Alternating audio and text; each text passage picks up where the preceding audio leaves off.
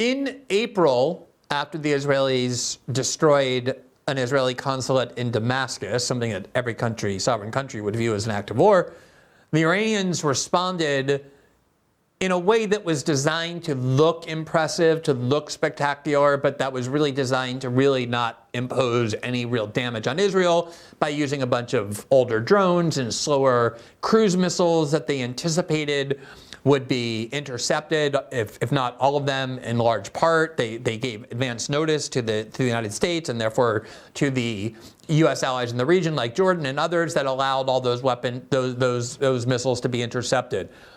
In this case, after things like the assassination of the political leader of Hamas, who was on Iranian soil at their invite to attend the inauguration of the Iranian leader, the newly elected president, obviously the killing of Nasrallah, the bombing of Beirut, the Iranians felt like they had to actually finally respond, and they did so by this time not using cruise missiles and drones, but ballistic missiles, including obviously many that couldn't be intercepted by the Iron Dome. A lot of them hit Israel, fell on military targets in Tel Aviv.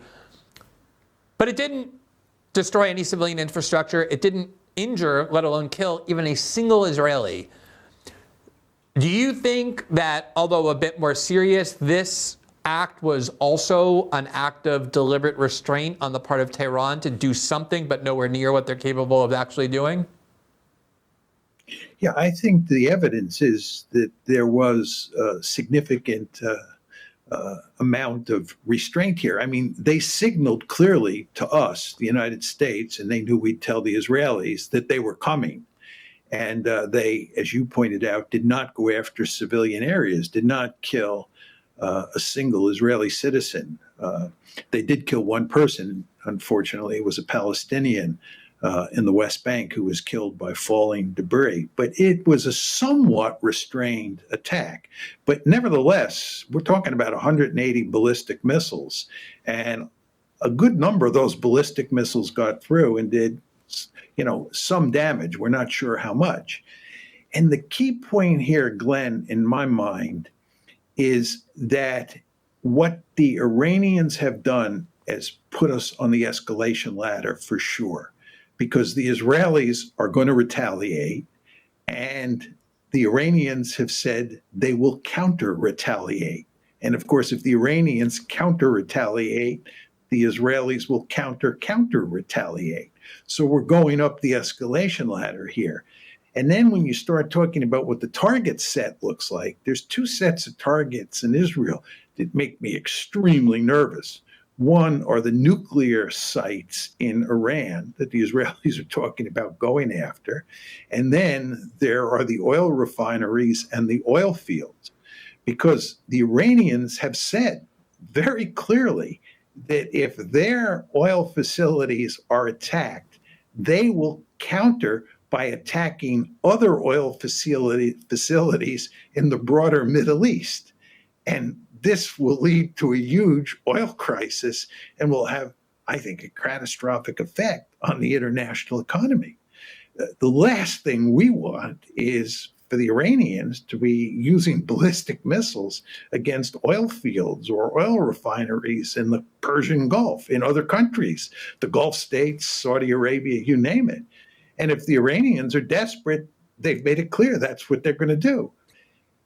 So we're going up the escalation ladder now. I would note to you, Glenn, before October 1st is when the Iranians attacked, it looked like the Iranians had been cowed into not attacking. Remember, Israel killed the Palestinian leader in Tehran on July 31st. And for the whole month of August and the whole month of September, the Iranians did not attack as they promised that they would do. And it was beginning to look by the end of September like the Iranians were wussies, that they were unwilling to really stand up and deliver the promised attack. And then Nasrallah was killed last Friday. I think it was the 27th, September 27th, and the Israelis got away with it. Iran didn't do anything. And there was a senior Iranian commander killed along with Nasrallah in that bunker as well. Exactly. And the Iranians did nothing at first. And again, look, this is why everybody was saying after Nasrallah was killed over the weekend, the 28th, the 29th, even on the 30th, that the Iranians were incapable of responding to the Israelis. The Israelis were in the driver's seat. They were going to remake the Middle East. Then comes October 1st, and the Iranians have this large-scale attack. It is restrained in the ways you describe, but nevertheless, it was a big enough attack that the Israelis have to retaliate. And once they retaliate, the Iranians have said they will counter-retaliate. And we're going up the escalation ladder. And I don't know how we get off the ladder, and I don't know where we end up as we go up that ladder. Because as I said, you can tell some horror stories as you begin to move further up the ladder.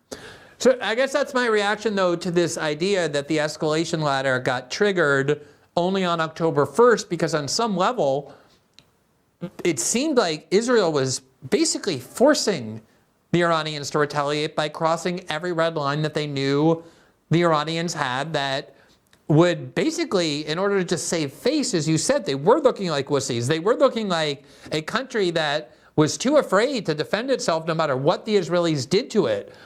And it seems like what happened is that the Israelis had done so many things to the Iranians, including things that had long been considered unthinkable, like purposely killing Nasrallah, to say nothing of the assassination on Iranian soil and all the other things you recounted, that it seemed like it forced Iran to do something, because if it didn't, that would be a green light to Israel that they get to do whatever they want now without having any consequence. I mean, I guess I want to just add to that.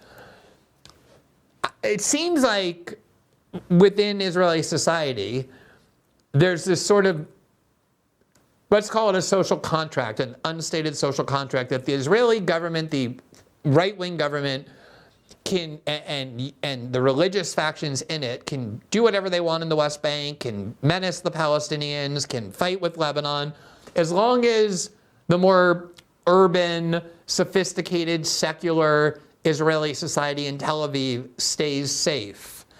And that has been what's happened for quite a long time. And so on some level, this is now a signal to the people in Tel Aviv, not just northern Israel or Jerusalem, that they watched all those missiles flying over and landing in their city, close to where they were, knowing that the Iranians now had that capability.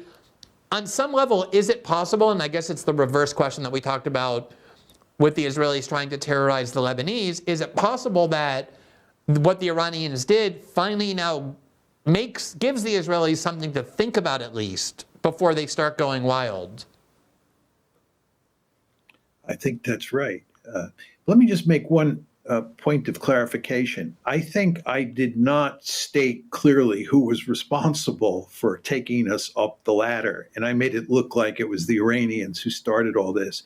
And you correctly laid out the story, which is it is the Israelis who, from the get-go, have been trying to take us up the ladder, right? As I've said on the show before, both Iran and the United States have no interest in a war between the two countries.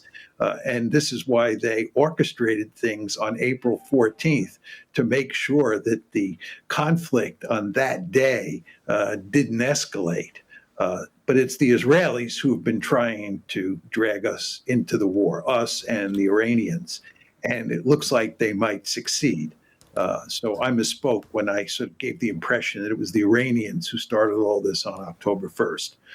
It's just that what happened on October 1st was a major step. Right. And it was a surprising step because it looked like the Iranians were wussies and not going to do anything.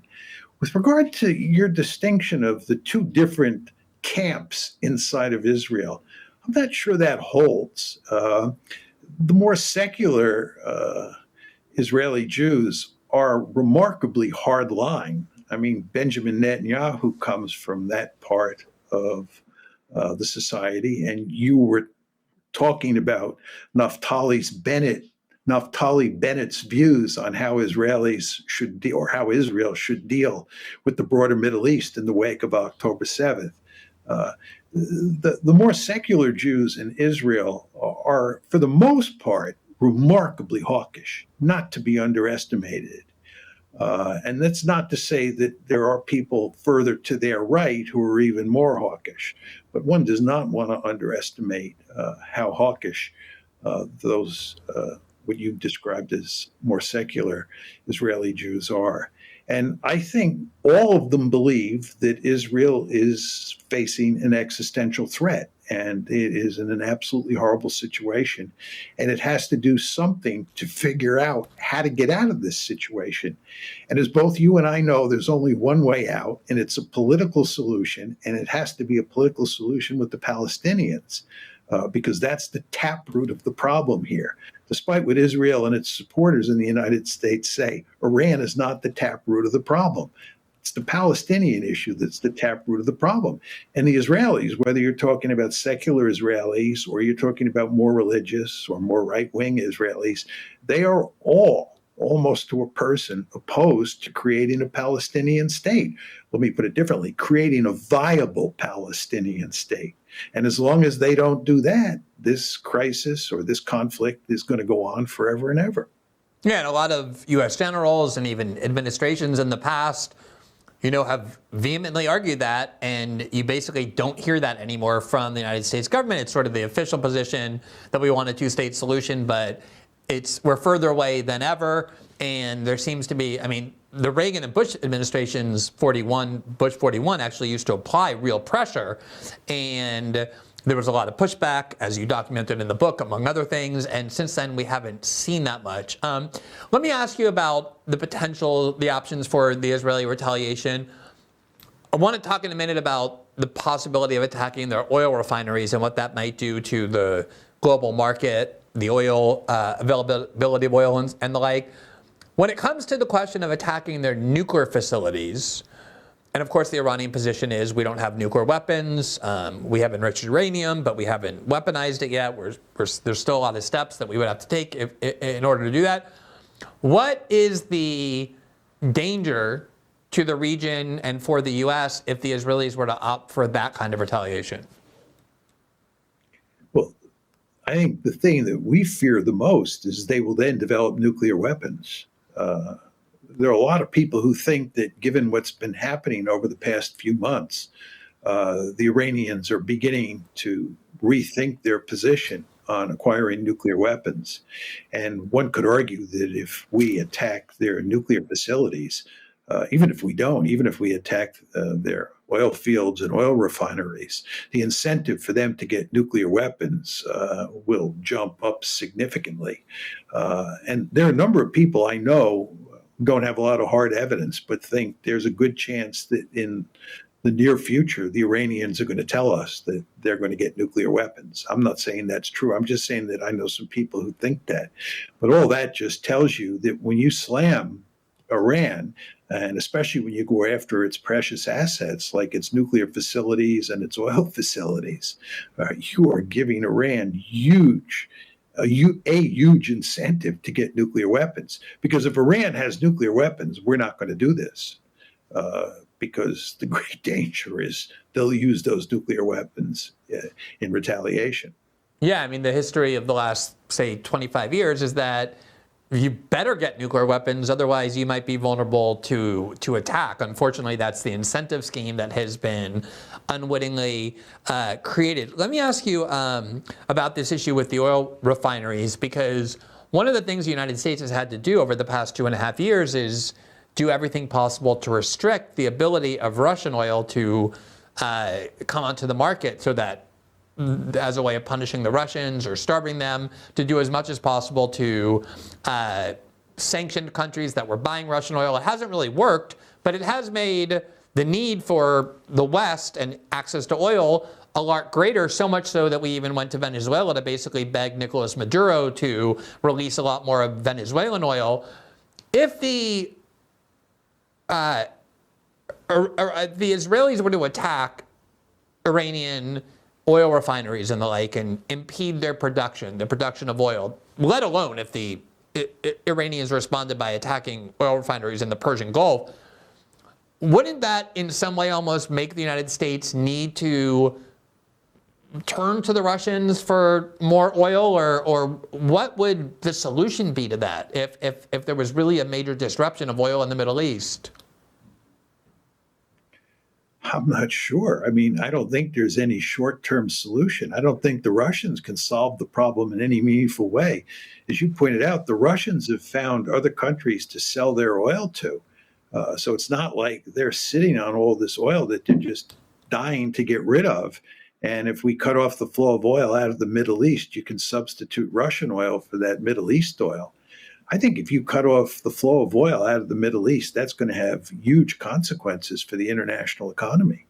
I think we know that very well. I think some people just say the Iranians would never do that because it would hurt them as well as everybody else, and they don't want that. But we're positing a situation where the Israelis go after the oil refineries and the oil fields in Iran and do egregious damage to the Iranian economy.